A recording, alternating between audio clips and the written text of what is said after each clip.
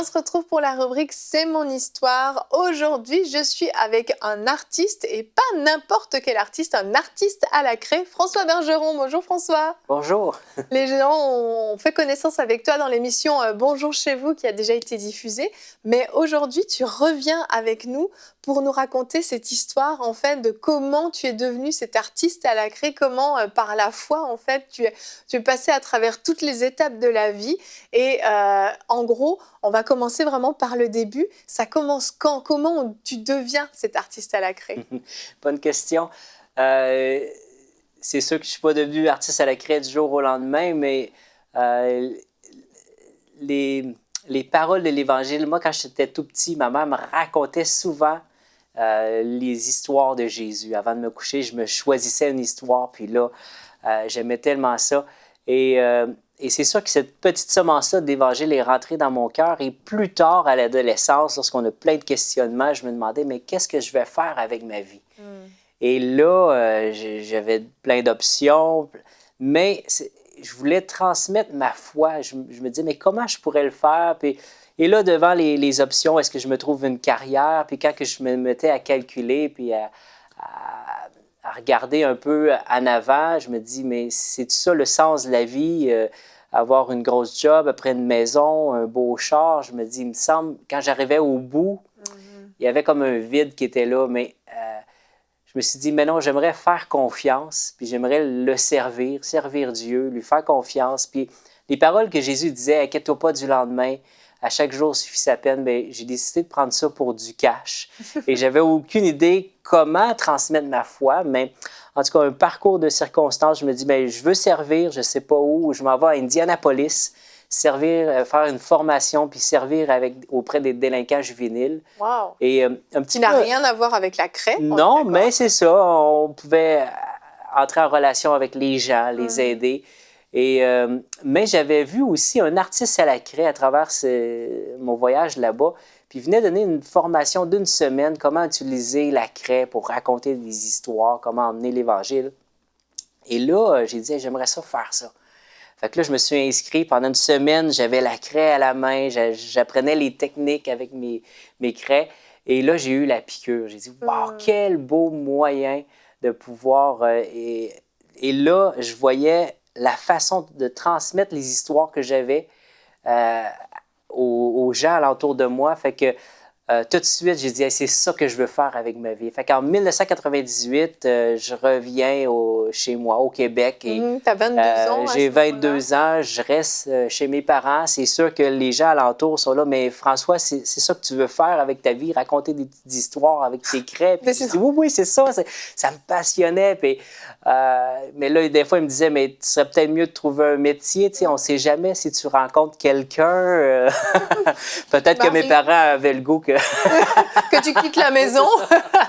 Mais non, je dis non, c'est ça que je veux faire. Puis, fait que la première année, j'ai fait une 60aine de représentations un petit peu partout, dans des écoles, dans des églises, dans des foyers de personnes âgées.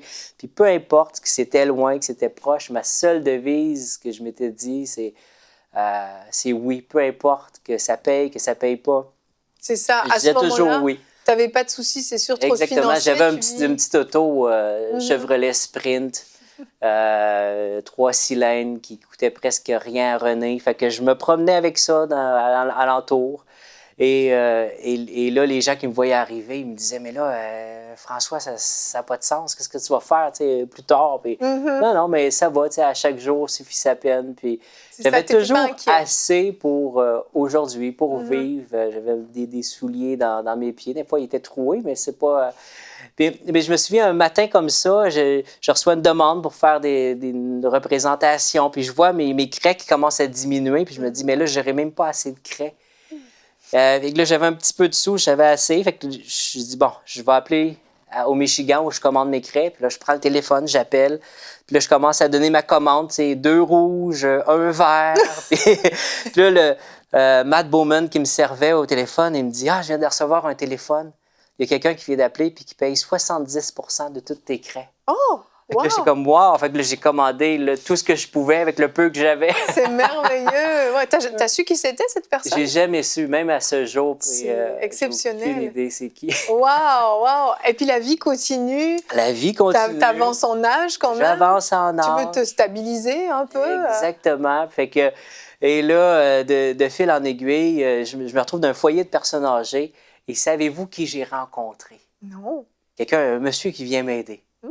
Tu pensais peut-être l'amour. Oui, j'imaginais. Moi, je suis dans le suspense. Mais non, j'ai rencontré mon beau-père. Mais tu savais pas que c'est ton beau-père. Je à ne ce savais moment-là. pas. Et Wow. il m'aide et tout ça. Puis c'est exactement. J'ai rencontré mon beau-père avant de rencontrer un concours de circonstances. Justement, ma belle-mère, elle m'avait vu en représentation. Puis elle me dit, elle envoie ça à sa fille. Et finalement, de fil en aiguille, je rencontre sa fille qui est à Rouyn-Noranda, un autre village au nord du Québec. Et là, finalement, vient le temps, on tombe en amour. Et effectivement, mes amis alentour de moi qui stressaient, qui se demandaient, mais qu'est-ce que... Comment tu vas faire? C'est ça. Je me suis lancé aussi dans cette belle aventure-là. Et là, c'était le jour de la grande demande à mon beau-père. Wow! Il y a beaucoup de ton beau-père dans cette histoire. Hein? Oui, mais c'est parce qu'il est stressant, mon beau-père. Mais là, en mangeant des chips Lay's, un moment donné, en écoutant une émission, j'ai dit, il faut que j'y demande la main de sa fille. Wow. Et là, j'y demande justement... et là, il me regarde et il me dit, mais comment tu vas faire pour vivre? Ben oui. La grande question, lui aussi. Hein? Ben oui. Ben, moi, je me suis dit, je sais pas, si moi je vis, une personne de plus, ça devrait pas être si pire que ça. Mais je savais pas de quoi je parlais. Effectivement, la famille s'agrandit après. Donc, tu te lances dans le mariage avec comme carrière artiste à la craie. Donc, on s'entend qu'on ne gagne pas des 1000 et des 100. C'est vraiment un pas de foi. Mais ta femme, elle est chrétienne, donc elle comprend ce que tu vas vivre. Elle se lance dans cette aventure de foi avec toi. Et comment ça avance, cette vie? Bien là, ça va bien. Fait qu'on voyage ensemble, on fait des représentations un petit peu partout et on a assez pour vivre. À chaque jour suffit sa peine. Et là, finalement, la vie est pleine de surprises. Hein? Fait que là, les gens essaient de me préparer aussi à la vie en me disant, mais peut-être quand tu vas avoir des enfants, tu vas voir, ça va être un autre game. Peut-être tu serais peut-être mieux d'avoir un autre travail. Puis, non, j'ai dit, ça va, on survit, on est correct, on a assez pour aujourd'hui. Puis là, on apprend que Josiane est enceinte. On va voir le médecin, il regarde ça. Et là, il y en avait 2. Wow! Alors là, on se dit, on voulait garder une petite surprise, mais là, on se dit, non, mais c'est quoi ces 2 petits garçons? Oh là là! Et là, alors là, on était tous heureux, on commence à annoncer ça aux gens alentours. Mais le pas de foi devient un peu plus grand, là, parce que c'est pas une bouche de plus à nourrir, c'est 2. Oui, puis ça mange, ces petites bêtes. Là, non. Puis là, on annonce ça aux gens alentours et c'est drôle comment les gens qui sont proches, c'est ça qui, tu sais, ils s'inquiètent, puis c'est normal, mais puis là, ils me disent, mais là, c'est bon, tu as 2 enfants, mais tu vas voir peut-être qu'au 3e... Et tu vas là, manquer. Effectivement, quelques mois plus tard, nous, on vit d'amour et d'eau fraîche. Et quelques mois plus tard, on apprend que Josiane est encore enceinte. Et là, on s'en va voir le docteur, il garde ça. Un autre petit garçon. Wow! Et oui, la vie est pleine de surprises. Et quelques mois plus tard, on apprend qu'elle est encore enceinte. On va voir. Et là, oui, regarde ça. Et un autre petit garçon. Puis, et pour un autre, quelques mois plus tard, encore un autre. Fait que, donc, vous vous retrouvez à combien de garçons? 5 petits garçons. 5 petits garçons dans cette famille. Et toi, ton métier, c'est toujours artiste à la craie. À ce moment-là, ton épouse ne travaille pas, j'imagine. Elle s'occupe des enfants parce que c'est du travail. Hein? Notre vie, c'est une aventure. Alors, on est là. Mais c'est avec ce petit bagage-là, ce petit pack-sac-là sur mon dos, à chaque jour suffit sa peine. C'est beaucoup plus léger à porter que tous les soucis du futur ou qu'est-ce qui va arriver. Alors, je me suis dit, mais pourquoi que si Dieu est fidèle, il prend soin de nous dans nos petits besoins quotidiens, j'aimerais ça créer quelque chose de plus grand puis de rejoindre un public plus grand. Fait que là, je commence à travailler sur des toiles beaucoup plus grandes et on commence à monter un spectacle qui s'appelle Le Chef-d'œuvre, un périple qui explore la foi. Et c'est toute la scène de la tempête à peser. Et là, je travaille sur cette toile-là. Et là, je commence à louer des salles et j'avais assez pour aujourd'hui. Mais peu importe, je commence à signer des contrats et chaque salle coûte 2000 $ et je loue 12 salles au Québec. Et là, à chaque jour suffit sa peine. Et là, juste avant qu'on entame cette tournée-là avec ce spectacle-là, tout était prêt, tout était en place, les affiches étaient imprimées. Je fais une petite tournée en Caroline du Nord, simplement des petites représentations, préparer le terrain. Puis il y a un monsieur qui me dit Hey, t'aimerais-tu avoir un motorisé? Un motorisé qui est donc un gros camping-car, un peu pour ceux qui sont en Europe, là. Oui. 40, tu sais, j'ai dit, ben oui, ça serait intéressant. Tu sais, il dit, ben viens voir ça. Fait que moi, j'ai pas rien pour acheter ça, mais il me dit, viens le voir. Fait que je vais aller le voir. Et il rouvre la porte du garage et il est là, blanc immaculé, 40 pieds de long, Monaco diesel. Je le regarde, je dis, wow, il est vraiment beau. On le voit en photo, c'est ça, j'ai dit, là, j'ai aucun moyen d'avoir ça. Mais il me regarde, il dit, je le sais, mais je te le donne. Non. J'ai dit, oh, mais là, je suis un petit peu à l'envers et on rentre dans le salon. Là-dedans, il y a un grand salon, les petits garçons qui touchent à tous les boutons. Puis, et là, j'ai dit, mais qu'est-ce qu'on fait? Est-ce que je repars avec? Il dit, dans quelques mois, je m'en vais à New York. Tu viendras me rejoindre là-bas, puis tu pourras le prendre. On se rejoindra là-bas. Fait que là, moi, j'arrive à la maison, puis je commence à dire à mes amis, hey, il y a quelqu'un qui m'a donné un motorisé. Et là, les gens qui me connaissent sont là, mais voyons, François. Tu n'as même pas d'argent pour mettre du gaz dedans. Oui, ton essence. Tu peux même pas payer les assurances. Qu'est-ce que tu vas faire? J'ai dit, je sais pas. À chaque jour suffit sa peine. Ben oui, hein? Fait que j'ai dit, j'ai assez d'argent pour chauffer des deals. Moi, ma femme, elle est simple, New York. J'avais jamais été à New York. Fait qu'on prend l'avion, on atterrit à New York.